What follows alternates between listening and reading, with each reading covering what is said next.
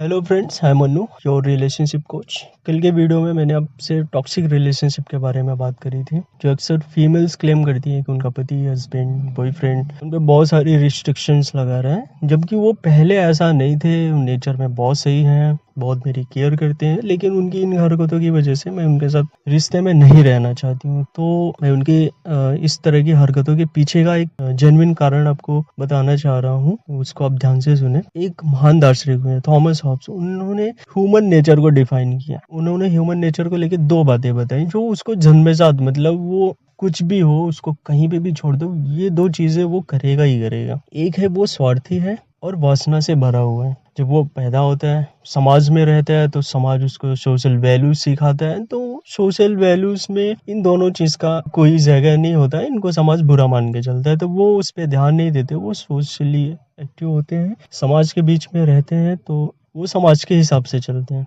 कभी कभी ऐसा होता है कि अभी मैं आपको बता दूं, एक इंडिया गॉट टैलेंट का एक मुद्दा अभी हाल ही में चल रहा है, बहुत चर्चा में है। रणवीर इलाहाबादिया कोई यूट्यूबर करके थे, उन्होंने अपने चैनल पे बहुत सारे सोशल वैल्यू से रिलेटेड बहुत सारी वीडियोस बनाई। मैं उनकी बहुत रिस्पेक्ट करता था। हालांकि उन्होंने एक हस प्लेस पे कुछ इस तरह के सब बोले या रखा, तो ये उनको लगा कि ये जो उनका नेचर था एक्चुअल में वो वहाँ पे उन्होंने दिखाया, और उसके पहले वो समाज के अकॉर्डिंग चल रहे थे। जब भी उन्हें ऐसा सोशल प्रेशर रिलीज होता हुआ महसूस हुआ, उन्होंने कुछ ऐसी हरकतें करी जो समाज ने एक्सेप्ट नहीं किया। तो मैं वही बताना चाह रहा हूँ, एक खास आदमी का एग्जाम्पल आप ले लो, किसी का भी ले लो। कभी आपने सुना भी होगा कि एक ऐसा आदमी जो सोशली बहुत एक्टिव था, फिर अचानक से उसने ऐसी हरकतें की जो आपको सुन के दंग रह गया कि वो ऐसे कैसे कर सकते। तो ह्यूमन ये नेचर है, ये नेचुरल है, जो कि सोशल प्रेशर की वजह से वो दब गया था कहीं ना कहीं।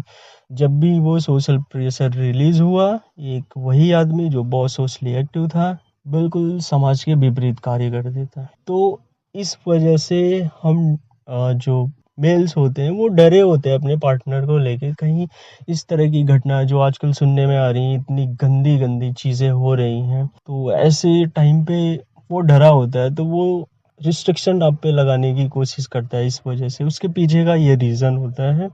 आप देखेंगे, अगर अचानक से आपके आसपास में कोई ऐसी घटना हुई हो, तो आप देखेंगे आपके पति या बॉयफ्रेंड जो भी है, आपका परिवार आप पे बहुत सारी रिस्ट्रिक्शन लगाता है, जिनके पीछे का कारण ये नहीं होता कि वो आपकी आज़ादी को छीनना चाह रहे हैं, कि पीछे का ये कारण हो सकता है।